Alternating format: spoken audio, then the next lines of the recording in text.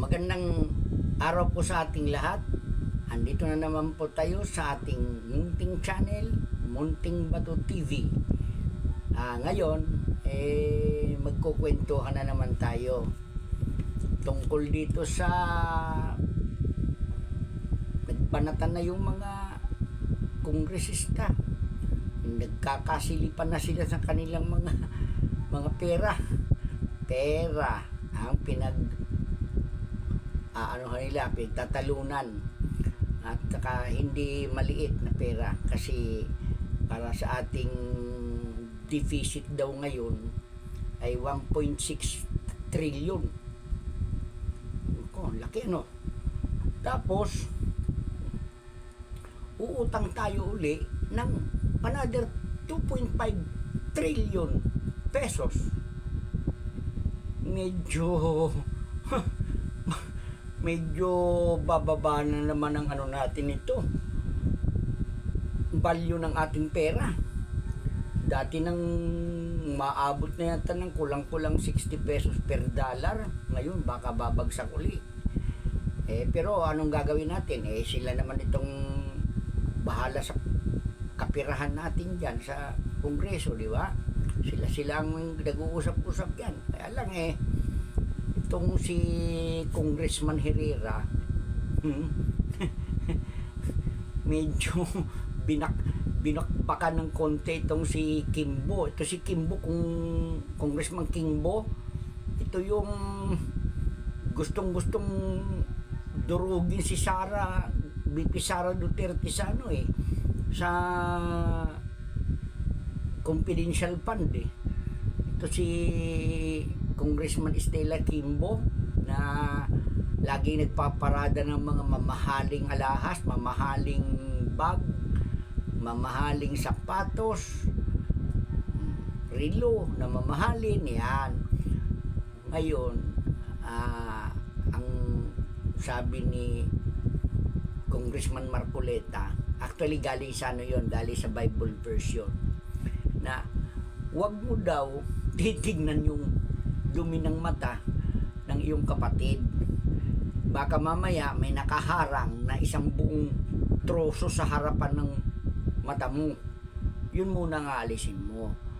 Eto, ang nangyari, sinilip yung, siguro kung may nakikita siya na dumi ng mata ng iba, talagang hindi niya pinaliligtas. Talagang kumbaga sa sugat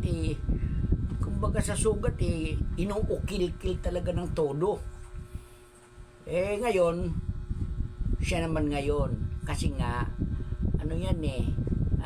kung ano ang ginagawa mo sa iyong kapwa, malamang mangyari din sa iyo. At alam mo naman ang kasabihan na laging times 2, laging times 10. Nagbigay ka ng magandang bagay sa iyong kapwa, times 10 babalik sa iyo. Pero pag masama ang ibinigay mo sa iyong kapwa, times 10 din ang balik sa iyo. Ganyan ang nangyari ngayon kay Kimbo. Tapos halos makikita mo, halos maiyak-iyak na nga sa pagsagot, kawawa naman. Pero ano gagawin? Talagang gano'n mayabang siya nung una kala mo wala siyang dumi. Ayan, naglalabasan unti-unti yung mga baho, yung mga nakatago sa closet na lihim, unti-unting naglalabasan ngayon. Pero tingnan natin kung anong gagawin, kung paano niya lalampasan lahat yan. Iba tayo ng ng topic. Itong si Presidente Bongbong Marcos nag-speech after ng birthday niya. Diba, nung birthday niya party. May may banda pa na imported, Duran. Magkano yun? Kahit Laos yun, mahal pa rin yun. Kahit Laos na yun, mahal pa rin ang bayan doon. gumawa ng pangalan yan, siyempre, talagang ganon. Mahal talaga yun. Kaya lang, itong nakaraan, after ng birthday party, may nag-speech siya. Ang kanyang topic yung tungkol sa mga krimen na nangyayari ngayon. Sobrang krimen ngayon na parang gawa ng demonyo, parang hindi gawa ng tao, parang bumaba mga demonyo galing sa impyerno. At yun ngayon ang gumagawa ng krimen. Pero ang totoo niyan, iisa lang naman ang iisa lang naman ang pinagagalingan dyan droga. Kalat ang droga ngayon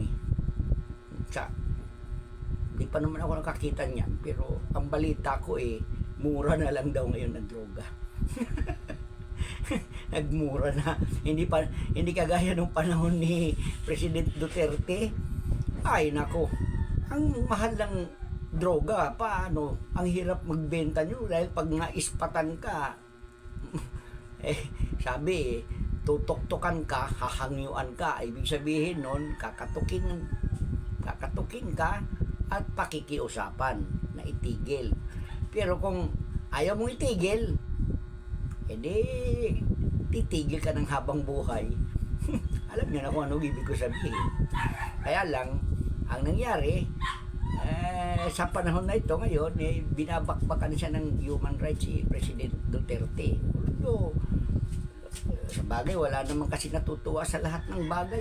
Gagawa ka ng mabuti, may magagalit sa'yo. Gagawa ka ng masama, may magagalit sa'yo. Lahat naman ganun Kasi, hindi mo talaga mapapasaya lahat ng tao.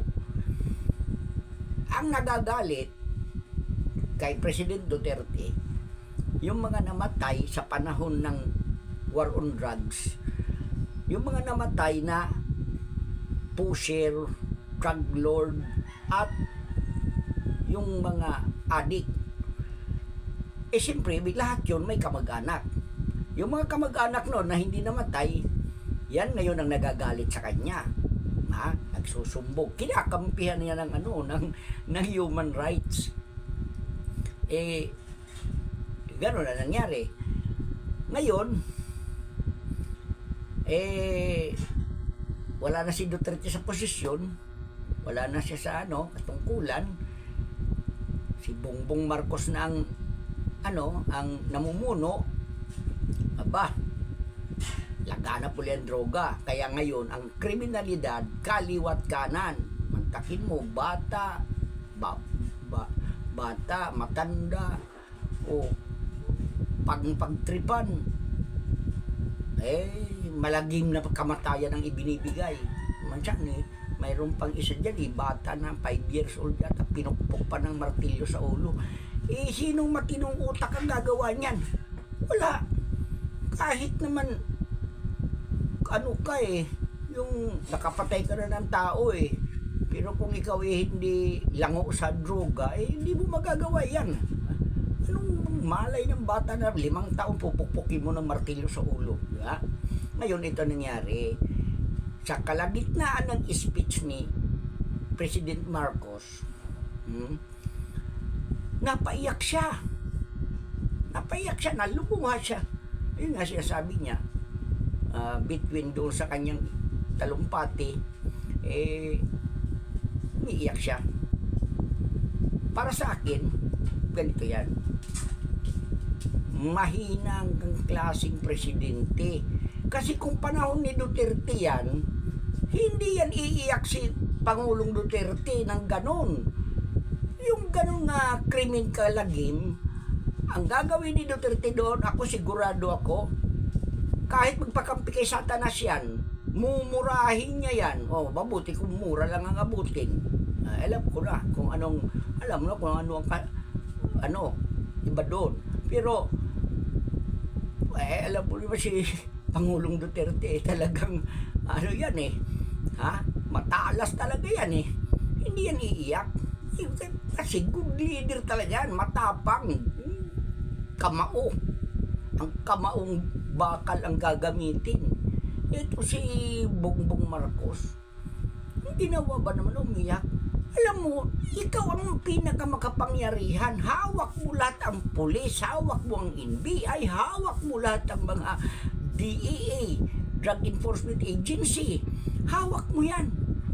DILG, hawak mo yan. Kaya kung may mga kriminalidad na ganyan, aba, hindi mo kailangan umiyak. Ang kailangan mo, utusan mo lahat yung mga yan, pagalawin mo yan. Diba? Paano naman kung, diba? Ang credibility mo questionable din. Paano ngayon? Oh. Diba? Anong gagawin mo? Iiyak? Ang hina. Ang hina. Ako, mula sa pagkabata ko, nakita ko kung paano ang aking tatay dumating sa buhay niya yung mga malulungkot na bagay. Siyempre, hindi naman natin maiiwasan yun na may mga malulungkot na bagay na darating sa buhay natin. Pero ang tatay ko, hindi ko nakitang umiyak yun. Hindi pa ko nakakita ng luha ng tatay ko. Hanggang sa namatay ang tatay ko, pero hindi ko nakitang umiyak yun. Oo, kaya nga parang naman ako yata yun. Kahit gaano ako kalungkot, hindi ako basta-basta umiiyak. Maliban na lang kung napupuwing ako, yung tumama yung mata ko sa kung saan bagay na saktan yung mata ko, doon ako napapaluha. Pero kung kalungkutan lang, hindi ako napapaluha. Palagay ko doon ako nagmana. Pero ibig ko sabihin ganito, si Bongbong Marcos, napakababa naman ang luha niya na kinukwento niya na ganun ang nangyari sa mga karumal-dumal na kamatayan ng mga tao. Alam naman niya kung ano ang nun Alam naman niya kung ano ang dahilan. Bakit iimbis na umiyak ka? Pakita mong matigas ka. Kung kinakailangan yung kamag-anak nilang umiyak, yun ang paiyakin mo, hindi yung kagaya niyan, karumal-dumal ang pagpatay na ginawa. Patayin din niya ng karumal-dumal. Hayaan mo yung iba ang malungkot. Kaysa naman sa ganyan, mantakin mo, mamasakirin yung pamilya nasa loob ng bahay. Kasi hindi yan gawain ng ordinaryong tao. Hindi yan gawain ng isang ordinaryong tao. Parang bumaba yung galing sa impyerno. Dito, naghasik ng lagim. Hindi yan dinadaan sa iyak. Dinadaan yan sa lalaban ka. Pakita mong ikaw ang masusunod. Hindi yung dadaanin natin sa iyak. Yung paglaganap na yan ng droga ang dahilan. Ang dahilan yan, yung paglaganap ng droga. Isa rin yan sa nagtataboy ng ating mga investor.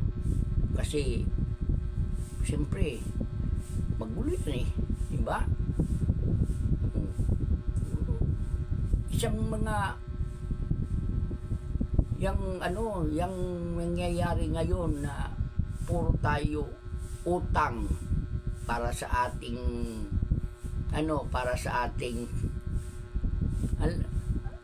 para ipagpatuloy ang ating government, ganon. Naalala ko yung para may tindahan ka ba? May tindahan ka maliit. Ngayon, para mapalago mo yung tindahan mo, uutang ka sa Bombay, 5-6. Bibili ka ng mga paninda. Ngayon, tinda mo, daming paninda. Parang, mas marami kang paninda, mas malaki rin ang kikitain mo. Ang problema, ang 5-6 na naniningil, araw-araw yan, mga Bombay. Nung panahon ng pandemic, pinauwi yata yan sa India. hindi nang ang iba diyan hindi na nakabalik dito.